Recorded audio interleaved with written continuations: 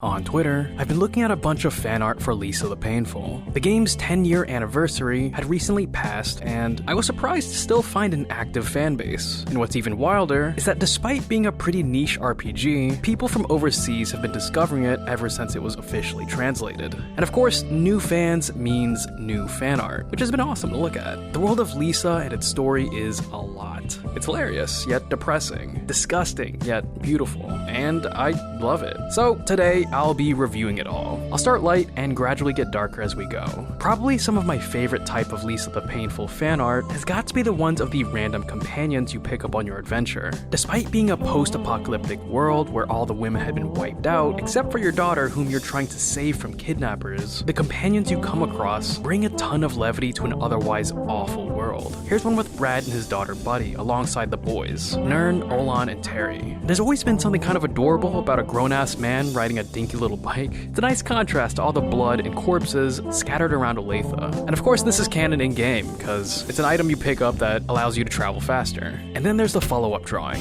That's Farty. He's lost his contacts and insists on driving still. During combat, he of course slams his car into people with mixed accuracy, and we love him for that. Everyone loves Farty. Speaking of vehicles, here's a drawing of Brad running into Rando, my favorite character. Homie really just tanked the motorcycle damage like it's nothing. Considering how important Rando is to the story, especially later on, having this be our introduction to him is just badass. Here's another drawing with Brad and the boys traversing the world or what have you. What I like about this one is how much it highlights the diverse team compositions you can have in-game. Brad, Terry, Yazin, and Bo make for a balanced team, which is probably why they look so chill in this picture. Brad, Olin, Buffalo, and Nairn is even better, synergizing super well. Brad, Harvey, Birdie, and Carp as a team, not so much. High damage, no sustain, good luck in a boss fight. I like this drawing because it highlights one of the fun parts of Lisa, which is messing around with different teams and seeing what does or doesn't work. Whether or not the artist intended for me to look at the drawing like this, well, who knows. It's cool nonetheless. The last set of drawings are focused on the companion Bo Wyatt.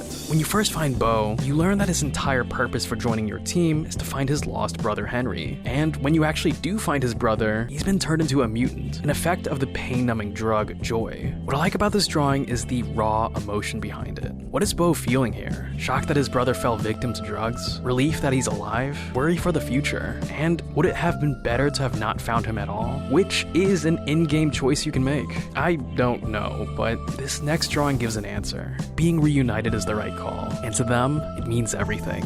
So yeah, those were some of the drawings of the companions. There's a ton more with them that I could get into, but let's move on. Brad, the main protagonist you play as, is an extremely complicated character. And because of his complexity, there's no singular drawing that really shows who and what he is entirely. So the best I can do is talk about a few different examples. One of which would be this. It's a drawing of Brad engaging in combat with one of the many gangs that fight you in-game. What I like about this drawing is the sheer amount of impact violence in it. There's a person getting their face smashed in by Brad's only remaining arm, there's a body burning from one of his fireballs, and there's Terry in the corner, probably questioning who the hell he teamed up with. It's kind of an awesome drawing, and the setting is taken straight from the game as well. If I recall correctly, the fight in this section was actually pretty tough. If the player decides to use the drug Joy, which buffs the character who took it, it's probably a cakewalk. Would it be too much of a stretch to think Brad in this picture is high off Joy? Looking at the state of these corpses, I'm gonna say no, not a stretch. Here's a different drawing with a lot more symbology to it. It's a picture of Brad with a massive tumor growing from his back, carrying his sister who took her own life, his abusive alcoholic father, and several wounds from arrows. He's hunched over a flower, weeping as the joy drug pulses through his veins. What I like about what this drawing emphasizes is how much of these things are inside Brad. Not only are all of his traumas weighing him down, but they are a part of him, and he carries it wherever he goes. For better and for worse, those things guide how he engages with people and the world around him.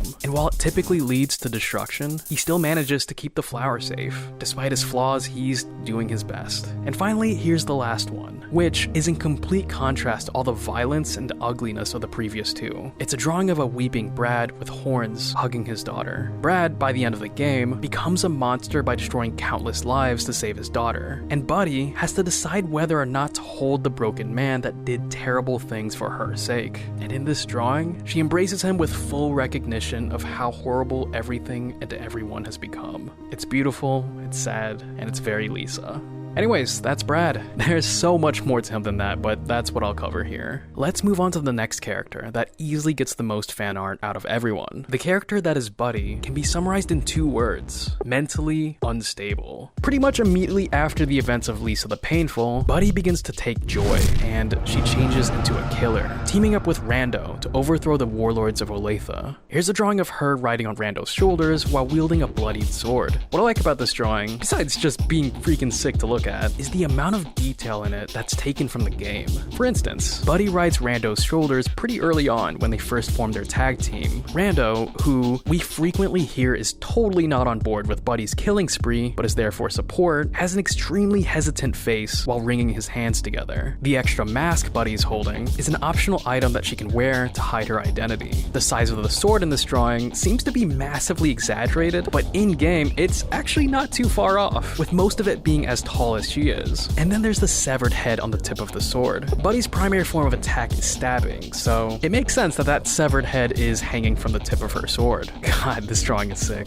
Here's another drawing that focuses more on the mental side of Buddy. Her decision to start taking joy is unsurprising with how messed up her environment is. The little bubbles on the side look like painful memories with people she's remembering. Considering joy makes you feel nothing physically and mentally, her taking the drug is like washing away all of these awful thoughts as best she can. And you can see the drug's prevalence in the colors of the bubbles and her eyes. It's a really solid piece. This last drawing is taken from in-game. Buddy is sleeping by a campfire while Rando watches over her. Throughout Lisa the Joyful, Buddy is merciless, fueled with a drug addiction and the desire to regain control over herself and the world around her. But when she's finally staying still and resting, it feels like all that anger, pain, and resentment briefly goes away. And looking at her in this moment, she seems like a small, vulnerable kid again. And so Rando, who's chosen to let Buddy freely make her own decisions, quietly watches over her as the cold night surrounds them. If it wasn't obvious, I think this drawing is beautiful and sad, and God, just really well done. But yeah,